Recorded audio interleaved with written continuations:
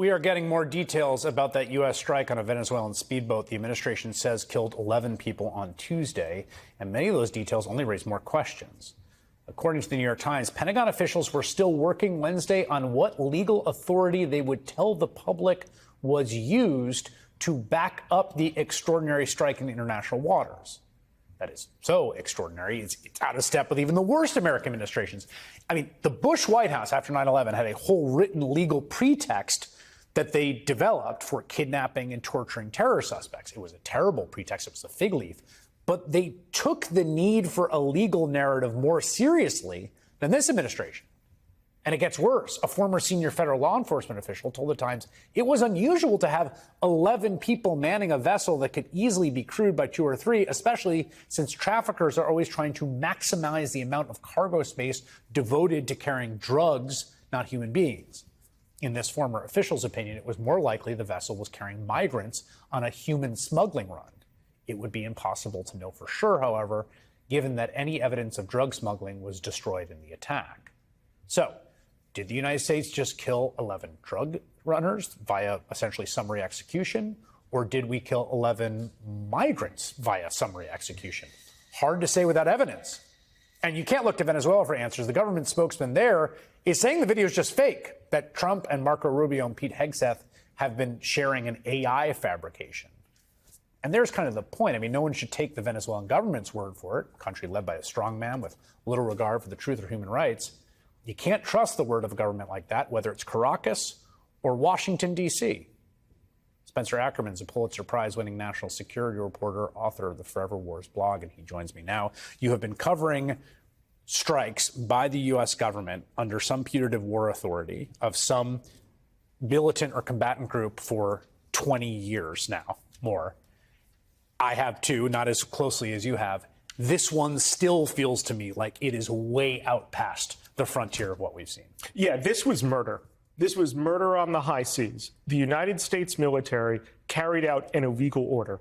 We don't know the name of the Navy commander on which of the different 8 warships off of Venezuela actually is responsible for the strike. But that officer decided to carry out an illegal order to blow up a civilian ship in international waters. Whatever the Trump administration puts out as a rationale for this, which they have not provided yet, we should know. That's right. But whatever rationale they come up with is not going to be worth the paper it's printed on, because there's just no way to tell us that they're doing something on our legs and telling us that it's raining. Marco Rubio basically is now saying this is kind of a new doctrine, the blow-up doctrine. Here's what Rubio had to say today in Mexico City. Take a listen. The United States has long, for many, many years, established intelligence that allow us to interdict and stop drug boats. And we did that. And it doesn't work. Interdiction doesn't work because these drug cartels, what they do is they know they're going to lose, 2% of their cargo. They bake it into their economics. What will stop them is when you blow them up, when you get rid of them. You blew it up. And it'll happen again. Maybe it's happening right now. I don't know. And again, this is an articulation of again, what seems to me a flagrantly illegal new policy. Now, I would put this in the context of nearly 25 years of war on terror that made this not just routine, but normal. Yeah. And once that occurs, it's just a short step away from expanding operations. And again, they call the people allegedly connected to this alleged drug smuggling boat terrorists. Right. It's the magic word that you wave over the thing. They're not really, putting a whole lot of effort into it because they've watched for so long as the political alchemy of calling people terrorists allows for their elimination. And that's what's happening here. I take Rubio at his word. This is going to happen more. There are 8 warships off the far enough away from the Venezuelan coast to be in international waters, but clearly targeting Venezuela. The Trump administration is talking about Maduro as illegitimate and that his regime has no right to exist. They tried to pull off a coup a little bit.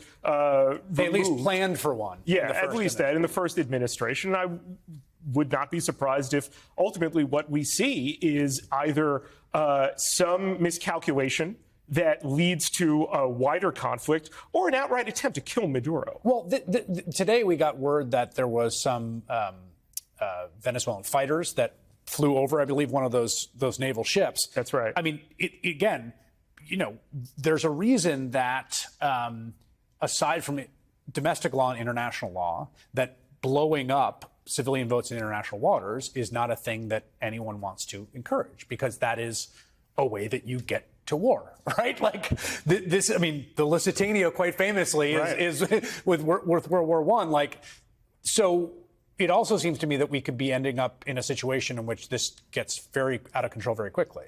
Rapidly so. And we've seen this in a variety of different war on terror circumstances. We've seen the ways in which the United States, once it gets into a war, doesn't know how to get out of one. Does the drug war seem like it worked out well for you? Does it seem like that was a great idea? Does it seem like it had great consequences for both public health and the stability of both the United States and Latin and Central America? Because it doesn't really seem like that to me. No, and in fact, the guy's brain is so frozen in the 1980s, I feel like I'm watching them sort of like at a whiteboard brainstorming, be like, what if we did a war on drugs? Right. Like oh yeah, no one thought of that. Like, what if we use war tactics on drug smuggling? It's like, we've tried that for as long as I've been alive. I've got a question for you. Has anyone done any research into what the effects on human migration is of destabilizing countries for 30 years, particularly in Latin and Central America? In Venezuela specifically, that's right, which has led to millions of people fleeing that country. We're going to hope this doesn't go further, but I doubt that's going to be the case.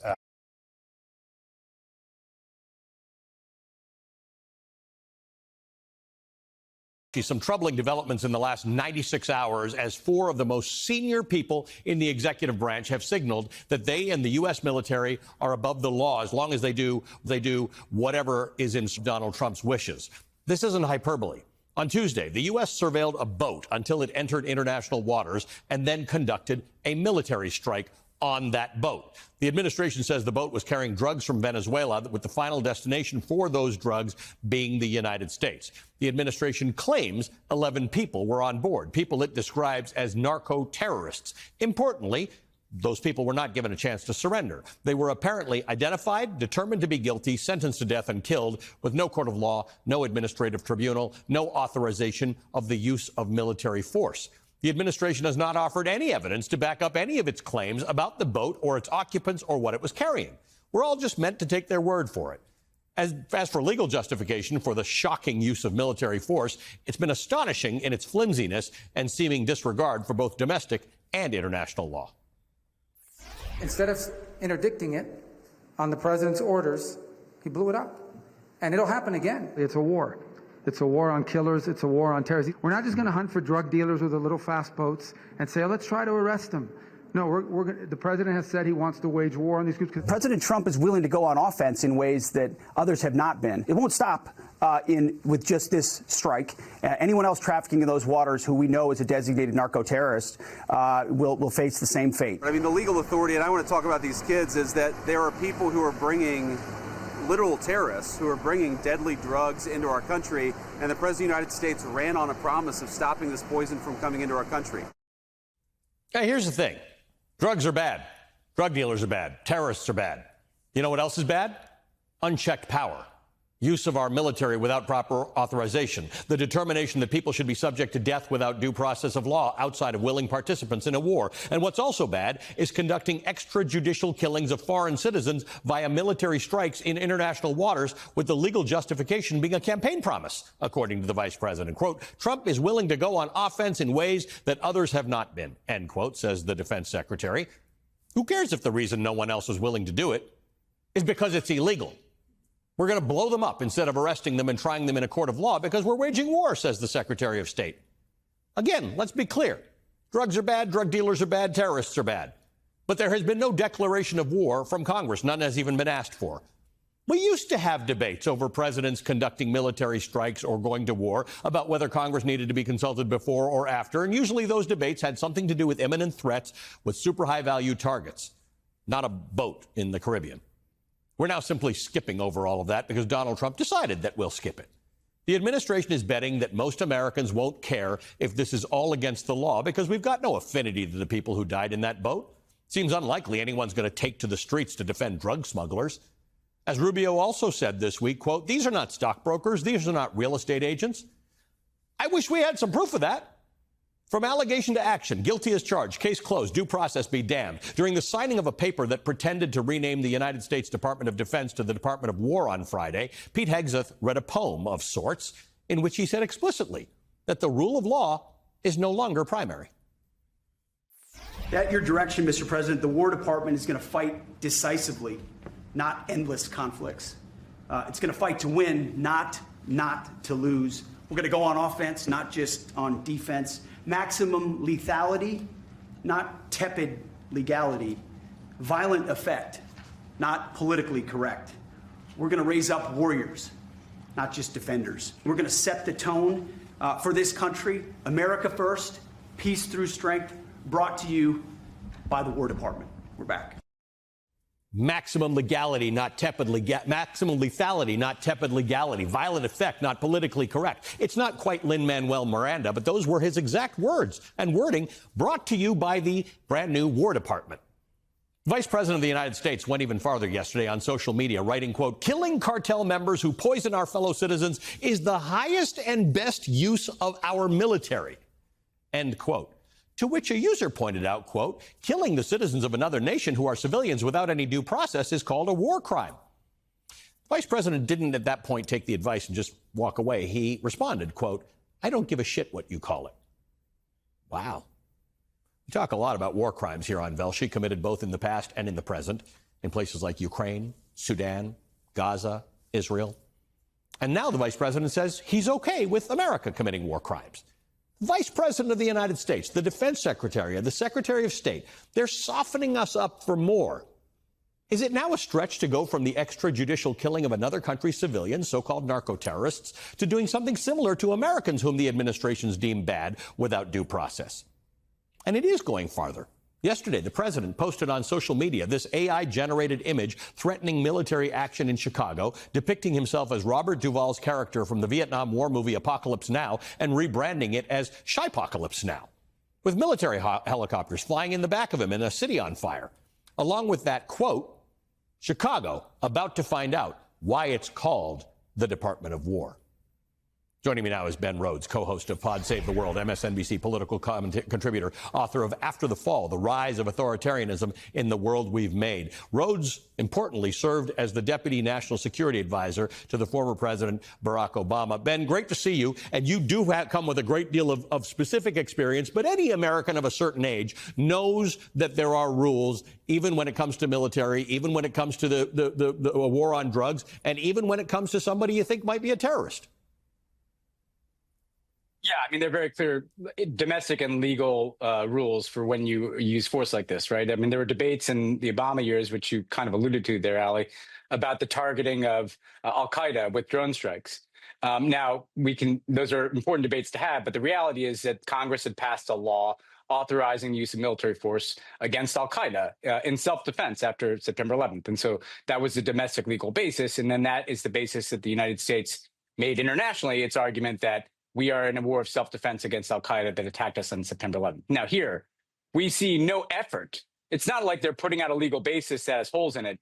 There's no effort to put forward any legal basis under U.S. law or national law of why you can just randomly choose to blow up a boat this far away from the United States international waters. We saw Donald Trump say that this speedboat was somehow driving 1,000 miles to the United States. We know nothing about the people who were on this boat.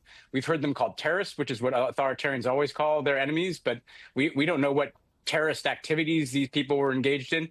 We're seeing the language of the war on terror and the multi-decade failed war on drugs merge together with Trump's authoritarian militaristic impulses, and it's scary, and it should scare people. But that's great, because people don't like terrorists, people don't like drug smugglers, and if you don't have to have laws about either of those two groups, people aren't going to take to the streets. And as you have pointed out, this is kind of what happened in the Philippines, right? This is why you ended up with Rodrigo Duterte, who said drug dealers are the scourge of our society, and we're not going to subject them to the normal due process. Tens of thousands of people were killed by authorities in the Philippines, some of whom might have been drug dealers, some of whom might have been jailed for their entire lives. Nobody got a trial. Yeah, no, and Duterte is sitting in The Hague right now, being prosecuted for war crimes because of the extrajudicial killing of alleged, in his view, drug dealers or users. I do want to say, though, Ali, Americans don't like terrorists. Americans don't like cartels.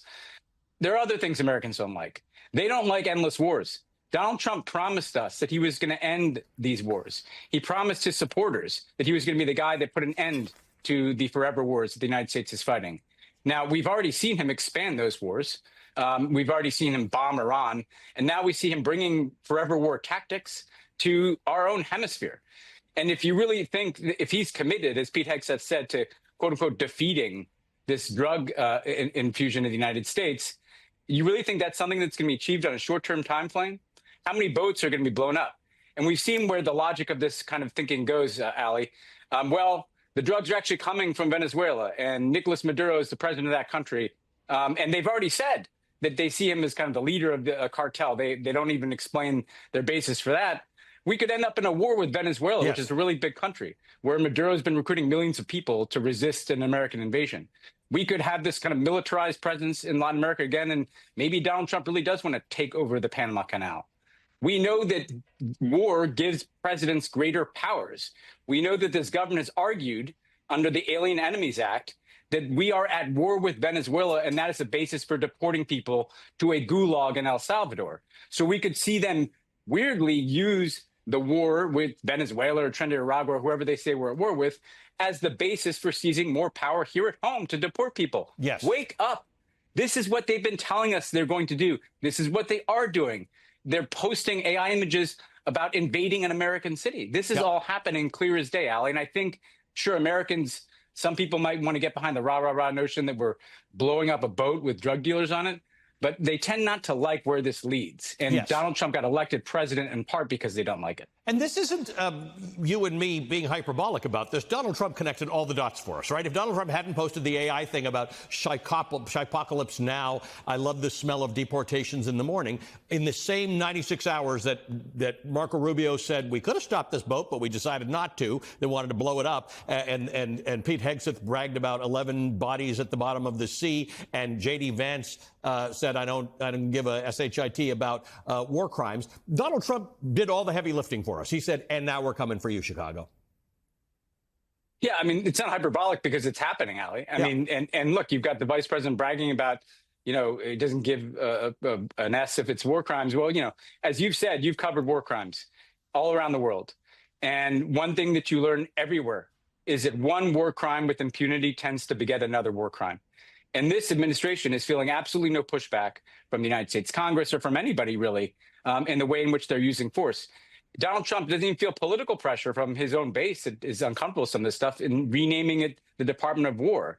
And the reality is what we have to be concerned about, at least if you look in Washington, they're starting to arm some of those soldiers that are deployed on the streets. I don't know what they're going to send into Chicago. And they're ratcheting up the tensions as if these are, you know, not fellow Americans and fellow citizens, but people that need to be controlled by the United States military. And what I'm terribly worried about is if you start having, you know, armed federal agents and troops on the streets of cities with this degree of tension, you know, when you get a Kent State type event, you know, we're playing with a lot of fire here right now.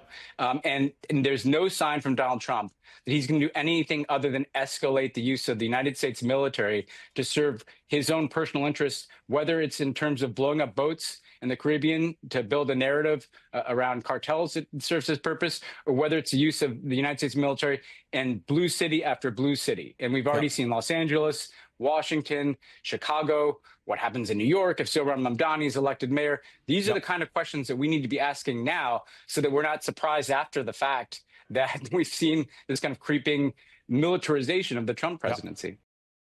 The top story is Trump trying to seize power, with the Pentagon doing several strikes, now the fourth strike on a boat off the coast of Venezuela. This is, of course, at a time where we have other problems. The U.S. government is partially shut down. Of course, foreign policy can continue. But you have these rather dramatic scenes. They've killed 4 men who, according to the U.S., were accused of smuggling drugs. But that, again, is according to the Trump administration. This is not exactly some legal process. We don't have public evidence yet. Whatever the government releases will follow. The U.S. military has killed about 21 people, according to the evidence we have, that it asserts were drug traffickers. And There's no due process for that, so we're in more of a war posture, like I said, than a domestic legal one. Now, the wider context is Trump using the word war in a host of settings. War on U.S. cities, war for training grounds, war on these cartels, and trying to say they're unlawful combatants.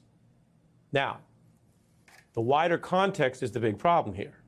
If you've followed American foreign policy, it has aggrandized executive power, sometimes without Congress or legal proceedings, under many different administrations. Sometimes the threat was considered urgent and high, like after 9/11, or dealing with individuals credibly believed to be foreign operational terrorists. Drug dealing or international cartels are also a big problem for the U.S. and one you want to thwart, but legally under foreign policy, not necessarily at the level of post-9/11 terror. And again, that's just one piece. Then you have the crackdown at home, where troops are being asked to do things that are unprecedented without governor's approval, going to Tennessee and Memphis this week, Trump threatening Portland. There's reports that 200 Oregon troops are now going what they call initial military training, according to this ABC News account. Oregon already suing to try to stop what they view as potentially unconstitutional deployment, saying Trump doesn't have the authority there. And then there's ICE, which again has long operated under both administrations to do types of immigration enforcement. But under every other administration, including Republican ones, it has generally had a hierarchy and dealt with perceived potential or active criminals who are engaged in, say, the drug dealing, the violence, other things, differently than just anyone who might be undocumented. Well, those days have shifted. ICE escalating tactics in Illinois, arresting protesters outside an ICE facility after a confrontation, agents in tactical gear roaming the streets. Many critics view it as something other than traditional immigration enforcement.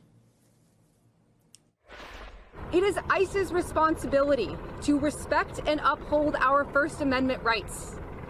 It is not on us to accommodate their illegal and immoral actions. This is violence that we are seeing in our community. We have constitutional rights, and in the city of Chicago, every single elected official is going to protect those constitutional rights. ICE targeting criminals or people believed to be engaged in violence, we've seen that before. ICE targeting protesters and walking around in masks and camo and clearly going at people who are either likely citizens or clearly citizens, haven't seen that. Presidents testing foreign policy powers even without Congress, sometimes using lethal powers, we've seen that before. Presidents doing that while waging a war, his word, on the home front, a war on our cities, asking the entire military to come together and giving a speech that was so obviously partisan that the generals, many appointed by Trump, had to stay in stony silence to show the country and follow the rules that this was partisan and not normal government leadership. We haven't seen that, not in the modern era. I want to bring in SDNY civil prosecutor veteran and human rights expert Maya Wiley, and NYU history professor Ruth Ben-Ghiat, who has studied and written about authoritarian governments. Ruth, the facts are what they are, and past presidents have certainly pushed the bounds of lethal powers abroad. So this is not a story where every single part of it is wholly unusual to Donald Trump. I say that in accuracy and fairness. But combined with a lot of what else is happening this week, there does seem to be alarms. How do you view it on the evidence, regardless of what one thinks of Trump's politics? Well, we've been focusing a lot on the attacks on the rule of law at home as part of an authoritarian advance. And we can't separate this from attempts to kind of destroy respect for international law. And what the administration is really doing is redefining what the battleground is, where the battleground is, who is an enemy, who is a combatant. And these are all of a piece. And I know this because in my book, Strongmen, I studied these juntas, these military dictatorships in the Cold War, and the way that in Chile, Pinochet justified his crackdowns was saying it was now a time of war. And war was redefined to be a war on civilians. And so the military in Chile, which was very different than other militaries in Latin America. It was very democratic, very dedicated to the Constitution. It had to have this shift. And that's what Hegseth's speech at Quantico was about, from my estimation, was reorienting the military, saying, now we're untying your hands. And that meant implicitly to many people in international dealings as well. So this is an attack on international respect for international laws that are dictated by democratic internationalism. That's why there's been all the attacks on NATO. The admiration for dictators is also an admiration for their lack of respect for democratic international norms. And Maya, this is coming as the White House is also facing anger and concern about the government shutting down and whether Trump has his eye on the ball of that, his job on the home front. Yeah, for sure. Let me just underscore one thing here, and it is the through point between what you teed up, Ari, about what these attacks against people, civilians who are being called, not necessarily with any demonstrated proof that we've seen, members of gangs, let alone whether this falls within the powers of the president, which I haven't found any authority for, and there is none cited for. Remember, it's Congress under our Constitution that declares war. So that's important to know. But the through point here is these are civilians, whether we're talking about the people on the streets of our cities or whether we're talking about people on boats in international waters. There's no allegation here that they are actually part of armed forces that the U.S. military would take action against. And the line being crossed in both of these instances, and to your point, where Donald Trump is using language of war, whether it's related to U.S. civilians in our own country or in these attacks in international waters, really amounts to the same thing. We're seeing him utilize the military in ways that have nothing to do with the norms or rules that bound the U.S. military. And the only reason to do that, to Ruth's point, is to abuse power for personal gain. And to your point, because he's in a situation right now where the economy is not going well for a lot of Americans, where we're seeing Americans taking hits on their health care because of Republican and his administration's policies, where we're seeing chaos. It's a word that I think we've heard others use, but it is very well felt inside the Capitol in terms of the operations of federal government, and it is impacting ordinary people. And then you have things like the Jeffrey Epstein files, which the majority of Americans want to see. There's a lot to have to distract from, and it's not uncommon to abuse power, to drive division, to give someone a different focus and a different enemy. And far too often, that's us, civilians, we the people. Right. And you talk about those walls closing and the government shut down Epstein, other issues, Trump officials blowing the whistle on their own administration, somewhat unusual. We have more on that actually coming up. On the autocratic issues, Ruth, I wanted to show you this headline, Treasury considering a $1 Trump coin, which they say would somehow commemorate the 250th anniversary of the U.S. Of course, you got about 240 years of history you could draw on. You can see the prototype here, according to Politico. I'm going to leave this on the screen because you have on the one side the kind of profile picture we associate with dead presidents, but deceased presidents usually long after their political rule, if they are seen at that level to make a coin, make the coin cut, if you will. And then on the other side, you have, of course, something that was a terrible moment for the country, the attempted assassination, but lionizing that with Trump's fist in the air and a coin treatment. Where does this fit in with how the U.S. usually does this and how more autocratic regimes do it? Because it looks quite unusual. Well, it is unusual in democracies because this is part of President Trump's personality cult. And he has been building this for 10 years now. And really, Books will be written about how skillful he was at keeping his personality going, even when he was out of power for 4 years.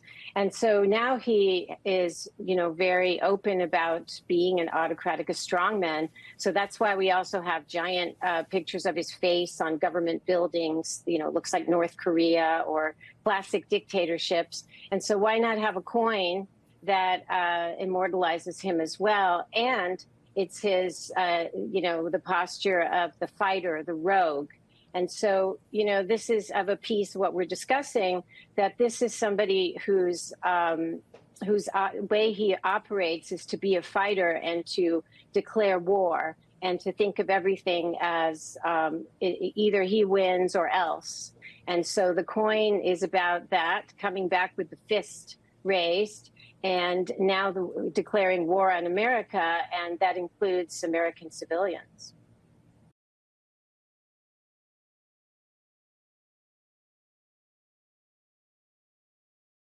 The Trump administration is now escalating its fight against drug cartels. The Pentagon carried out yet another deadly strike on what Defense Secretary Pete Hegseth says was a boat carrying drugs off the coast of Venezuela without providing any evidence. Hegseth said the strike, which happened yesterday, killed 4 people. It is the 4th known U.S. attack against what the Trump administration says are narco-terrorists smuggling drugs. But the moves are also raising major red flags to some who say the Trump administration failed to provide any legal rationale for these strikes.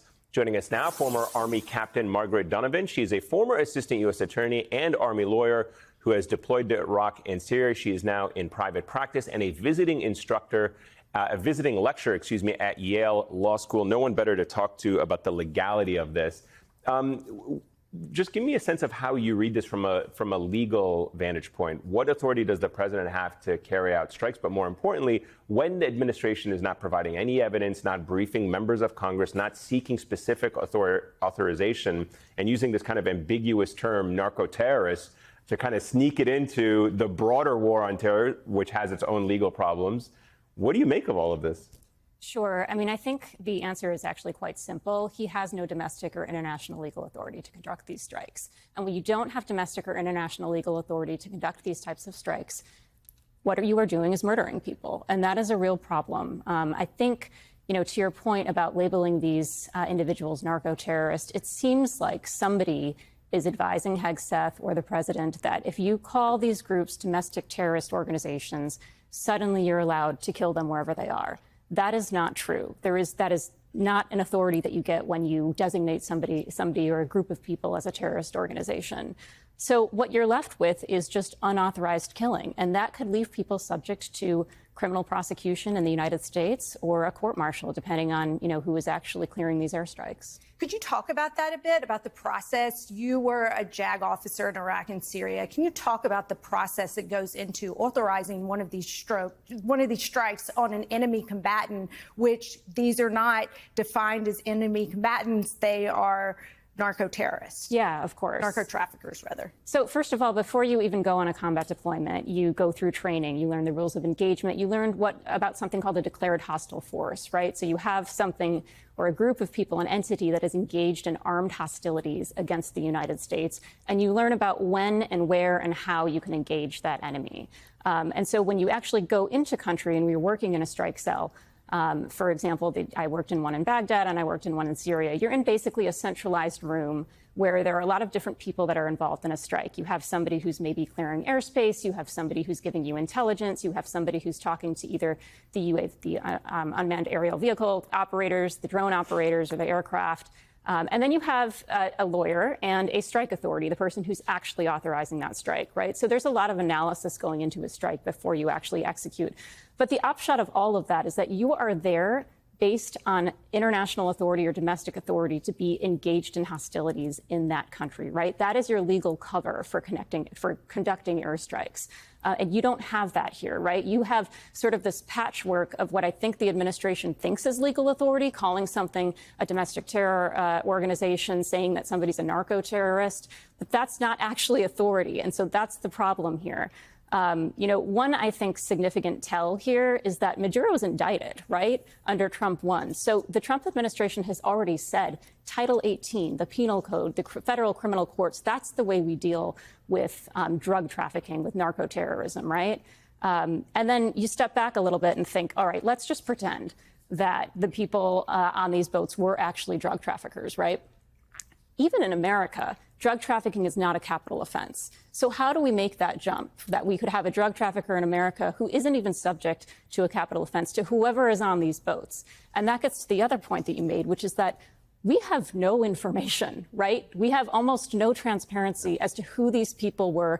I don't even think the administration has said what DTO they are affiliated with, right? We don't even have the name of the cartel. Well, there are some concerning signals. The New York Times sent reporters there who spoke to one person who said that their husband, who's a fisherman, was actually on one of these boats.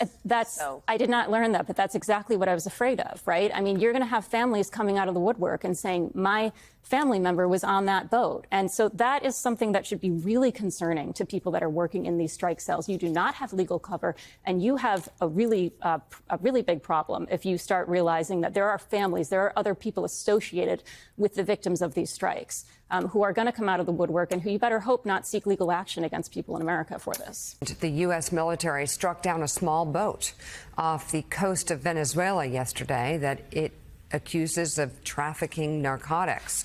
All 6 passengers on board were killed in the strike. The president confirmed that he ordered the action in a Truth Social post yesterday.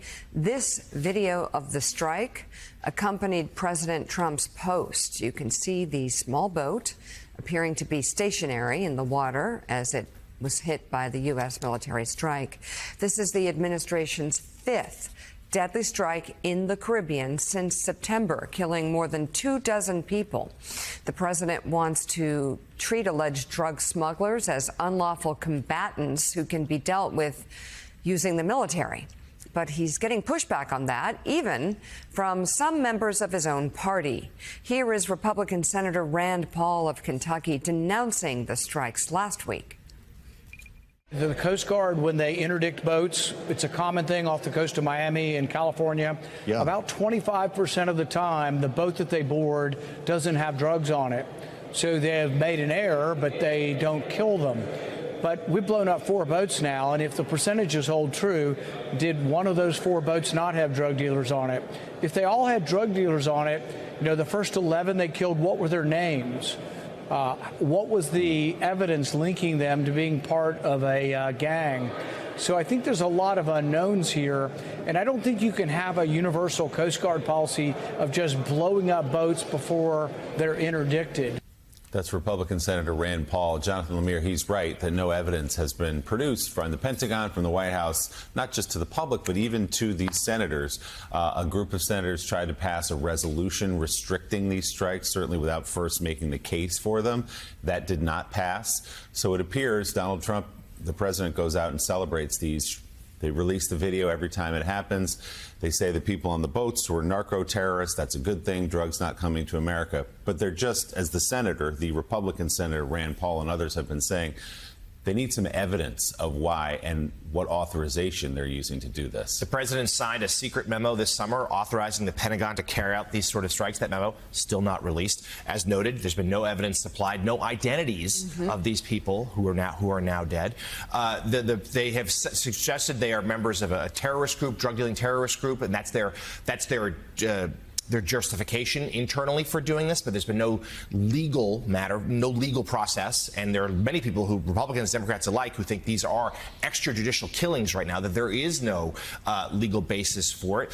But we are told, Nancy and I actually wrote a piece for The Atlantic on this last week about how the president and his team, they think this is a good way to look tough. It's part of their anti-immigration policy. It's trying to crack down on drugs. They think that who's going to mourn people like this? But again, there's a process that needs to be carried out.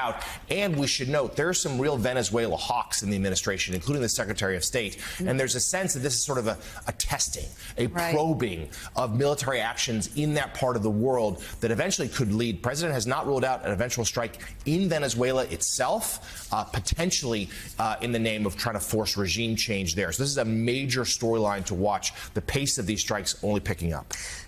Well, in that case, we'd know who the target was. It was B. Madeira. We would understand who the target. We have no idea who these people are who are getting killed. These are extrajudicial killings. You've said it. It's why Duarte is facing the problems that he's facing right now, the former leader of the Philippines, because he just went out, started killing people who he suspected or who looked like they could be drug dealers. And there's a problem. And John Hyland, let's think about all the Venezuelans. Think about all the people who were rounded up in the United States of America and taken to just one of the grimmest prisons in this hemisphere down in El Salvador. We find out, again, the government tells us, oh, well, these are all gang members. And the White House kept telling us these are all gang members. Oh, they're members of gangs. They're gang. No, we found out so many of those people that they just rounded up off the streets were not gang members. If they're wrong, they're the same percentage in these extrajudicial killings that they were in rounding up all of those people and sending them to the high security prison in El Salvador. Those are very bad percentages for the number of innocents killed in these strikes. Right, very bad percentages, Joe. And also, I mean, look, I mean, we played that Rand Paul clip earlier. The question is beyond. There's the questions about the justification, questions about the evidence, then the pretext for these killings, and whether and the extent to which there's been any kind of outside the executive office, outside the executive branch, whether there's been any real kind of rigorous review or what's really going on here. But this is, clearly a question that there should be some kind of congressional consultation on. It's the kind of thing where if there was this kind of a pattern in any other administration, where at least with the senior members of House and Senate leadership, you would have some kind of consultation. I think this goes back to this question we've been facing for the last since the start of Trump 2.0, which is the abdication of the rolling over of Congress for the Trump administration. There's Rand Paul and some others who look at this and say, if this is a pattern of practice here, this is part of some kind of a campaign, it may not be a declared war, but there's got to be some kind of congressional consultation here, because other than that, without that, there's just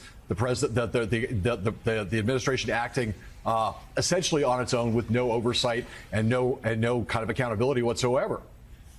Marjorie Taylor Greene has been talking about weak men in Congress. I will tell you, old chairman that I worked for on the Hill, that chairman of the Armed Services Committee, would not be so weak. If things like this were happening, they wouldn't care who the president was. They wouldn't care who the SecDef was. They would call them before the committee, and they would do their constitutional duty. And that is, they would provide oversight. Where are these men? Where are these women on Capitol Hill? At what point does oversight, constitutionally mandated oversight, that every real man running a committee back when I was in Congress and real woman back when I was in Congress would be conducting basic oversight? Listen, if these are drug dealers, if these people are coming to bring poison to the United States and kill our children with their drugs, okay, as Rand Paul said, give us the names, give us the organization. Proof. Give us the evidence that you had you commit this extrajudicial killing without telling members of the House and the Senate Armed Services Committee. We're not asking you to embrace narco terrorists. We're asking you to follow the Constitution, and especially members of the Armed Services Committee, members of the Foreign Affairs Committee, Foreign Relations Committee. Call them to the Hill and get answers. Not because you don't like the administration, not because you're not being loyal to Donald Trump, but because you're being faithful to the Constitution and you need answers. You need answers. I deserve answers. Exactly. It's like a scene from A Few Good Men. The Constitution says they deserve those answers. This is not even hard. You can like Donald Trump and like the Constitution at the same time. If you're a member of Congress, get the oversight like you're supposed to do based on the Constitution.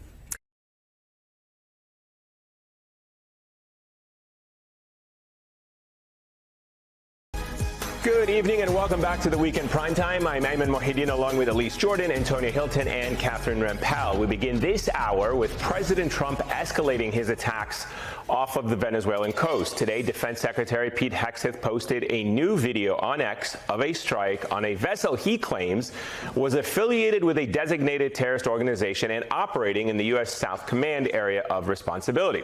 Hegseth claimed 3 male narco-terrorists were killed in the strike and no U.S. forces were harmed. Now, this comes as Senator Lindsey Graham announced earlier on X that he spoke with Trump about going after countries who support drug trafficking against the U.S. Graham added, those who continue to be involved in narco-terrorism against the United States will pay a heavy price. But not every GOP senator is towing that line. A bipartisan group in the Senate is planning to force a vote on legislation that would bar the United States from engaging in hostilities inside Venezuela without explicit authorization from Congress. Here's what Republican Senator Rand Paul, one of the senators leading this bipartisan push, said earlier on Meet the Press. Do you believe that these strikes against these suspected drug boats are legal? No, they go against all of our tradition. You know, when you kill someone, you should know if you're not at war, not in a declared war, you really need to know someone's name at least. You have to accuse them of something. You have to present evidence. So all of these people have been blown up without us knowing their name, without any evidence of a crime. Joining us now is Democratic Senator Chris Van Hollen of Maryland. He also serves on the Senate Foreign Relations Committee. Senator, it's great to have you on the show. There's a lot to unpack right now with what is happening around Venezuela. I want to get your thoughts on it. A lot of people believe this administration is agitating for regime change, the president authorizing operations inside of Venezuela through the CIA. There's no legal basis for what is happening now off the coast. If they're attacking narco-terrorists, they're also releasing them back to countries like Colombia and Ecuador. Just give me your read of the situation and whether or not there is an actual effort to try to curb Donald Trump's authority while the government is shut down.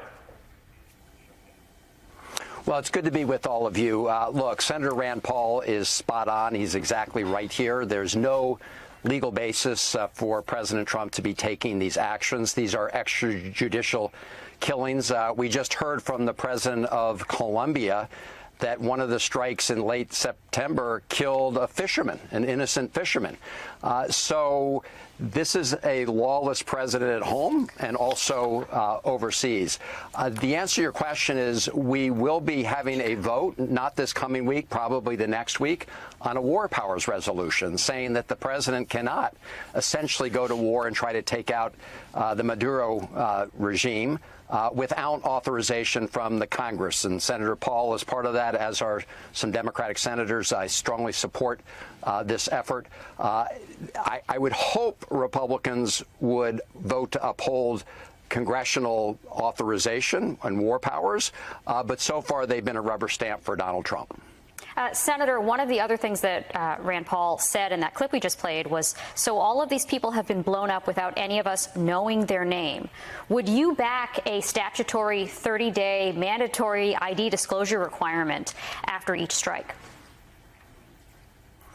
Absolutely, because right now we have, Secretary Hegseth coming out and reporting, sometimes just on social media, that we struck these narco-terrorists without providing the public with any evidence. And as the statement from the Colombian president indicated, it apparently is not true. I mean, they don't have the evidence to back this up. They need to present whatever they have. Yes.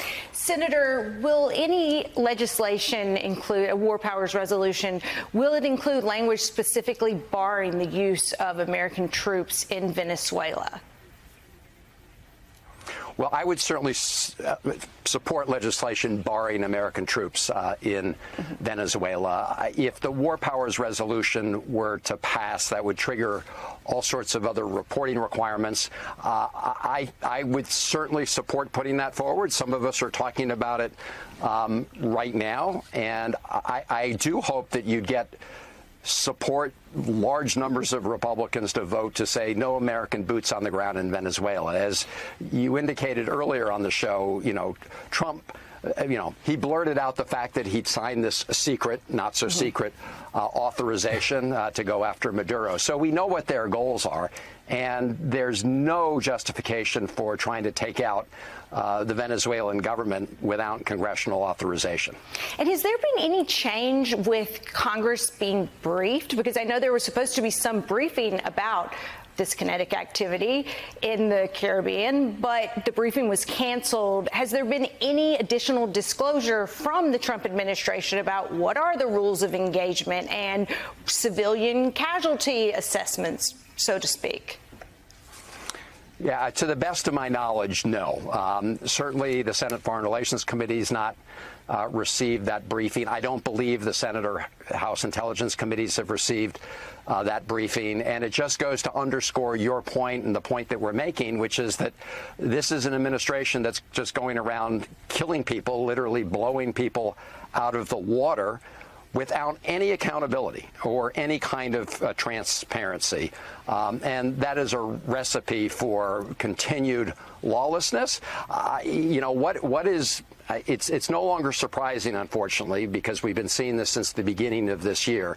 But Republicans have done absolutely nothing, with a very few exceptions like Rand Paul.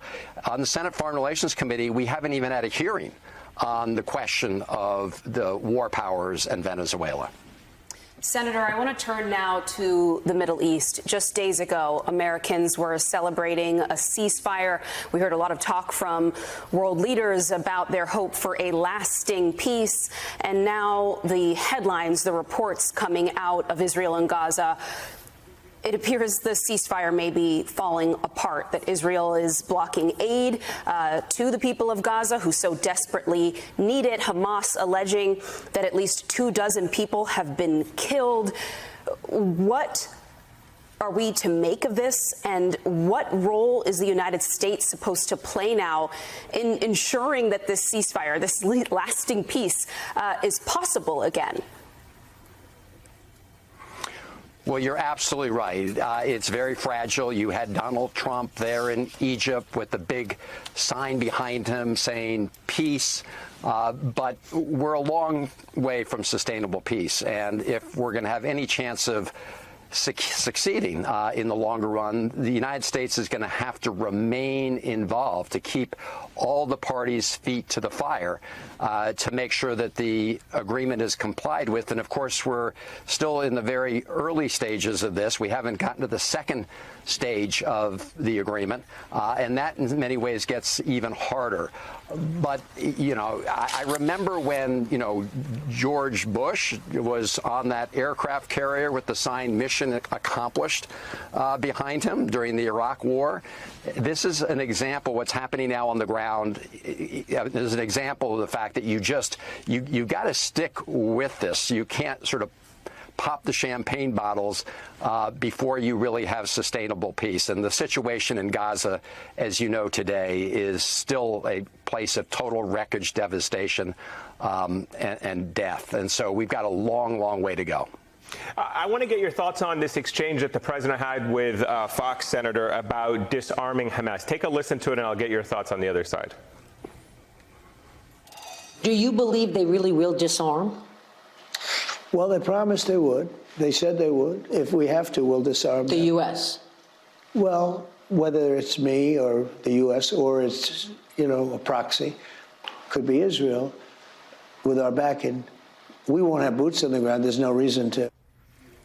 What do you make of that exchange, Senator? I mean, he says the U.S. may disarm Hamas without having any troops. Do you think he has an understanding of what is happening on the ground and whether or not the U.S. can actually do what he says it's going to do?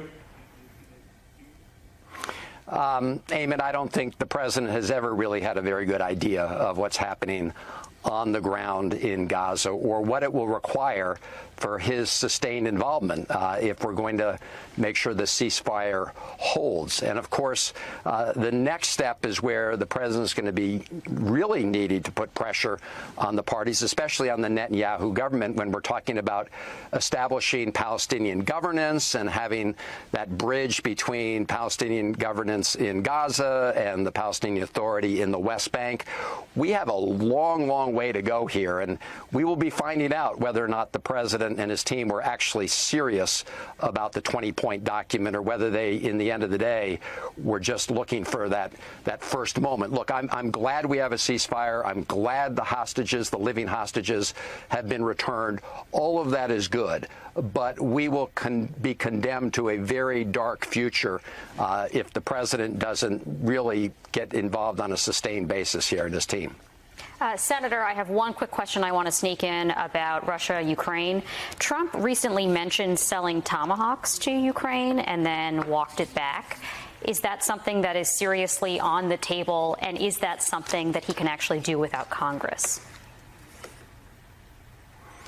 Well, the president, in my view, has been played by Vladimir Putin from day one. I mean, he brought Zelensky into the Oval Office and dressed down the Ukrainians and essentially gave Vladimir Putin a pass. And then, of course, they had that summit meeting in Alaska, and Putin left that meeting and escalated his attacks against Ukraine. And so the president has failed in every one of the goals that he has set so far. Let's see what happens in this upcoming meeting that's supposed to take place in Hungary. But if past his prologue, Donald Trump will be played once again. And our European allies, you know, they have their poker faces, but everything I hear is that they are extremely and understandably nervous about the lack of leadership here and the terrible messages that are being sent to Vladimir Putin, that he can act with impunity. Senator Chris Van Hollen, that was awesome. Colombia's foreign ministry says it has recalled its ambassador from the United States, escalating the feud between President Trump and Colombia's President Gustavo Petro. Petro is accusing the U.S. of murdering a Colombian fisherman in a military strike on his boat in the Caribbean. One of at least 7 strikes on boats the U.S. alleges were carrying narcotics bound for the U.S., and one of at least 32 people who have died as a result of those strikes. Joining us now, Washington correspondent for the New York Times, Charlie Savage, and White House and Foreign Affairs correspondent for Politico, Eli Stokols. So, Charlie, what is the response from the White House to Colombia? Well, President Trump has already been feuding with the president of Colombia. He canceled his visa in September after the president of Colombia called for U.S. troops to disobey Trump and also criticized Trump's support for Israel in the Gaza war. So these are not people who were previously getting along. But Trump has canceled foreign aid to Colombia and told that country that its president has a smart mouth and they better clean up their act, et cetera. So this is certainly not a happy situation between the two countries, with the president of Colombia essentially accusing the Trump campaign of murder. What is the goal here, Eli, from the administration? Is it a narcotics war, or is this regime change in South America? Well, I don't think the answer to your second question is fully settled inside this White House, Katie, but I think in terms of homeland security, this is an administration that put defending the homeland from drug trafficking and from illegal migration. They put that at the top of the list of threats to the United States, above threats from other countries like China. This is a priority for this administration. And so that is what they are saying this is about. Whether the administration decides to go further, and whether we see strikes inside Venezuela, whether there are more actions against Colombia, that remains to be seen. But I think, from the people that we have talked to inside this White House, there seems to be more unanimity among the senior team behind what the president has done so far. Whether they are all aligned on sort of the end game, that is a different question. I'm not sure that's the case. Charlie, does that align with your reporting? Yes, I think that it's the case that the campaign of blowing up boats in international waters is a little bit simpler. They can't shoot back. There's not going to be U.S. casualties. It's, probably illegal, says everyone who's outside of the White House. Trump has claimed this is a war somehow, that he's determined that he can kill these suspected drug smugglers as if they were enemies in a battlefield as opposed to criminals who get arrested. But that aside, the political blowback is not going to be strong.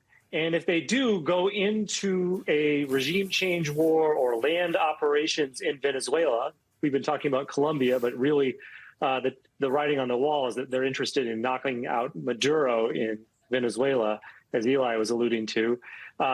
Some of those factors will change. Not only will the legal issues become more heightened inside another country's territory, but there'll be much greater risk, both of loss of U.S. soldiers' life and also of being embroiled in the kind of regime change operation that MAGA, America First, was not supposed to be in favor of. And so there's a lot of tensions raised by not just the legal issues here, but also the policy issues of where this seems to be heading. Yeah, an interesting contradiction from something we were discussing earlier in the show, and that is Donald Trump wants to play peacemaker overseas. But when it comes to this hemisphere and what's happening even here in the United States, peace doesn't seem to be exactly the goal. All right, Charlie Savage, Eli Stokols, gentlemen, thank you so much.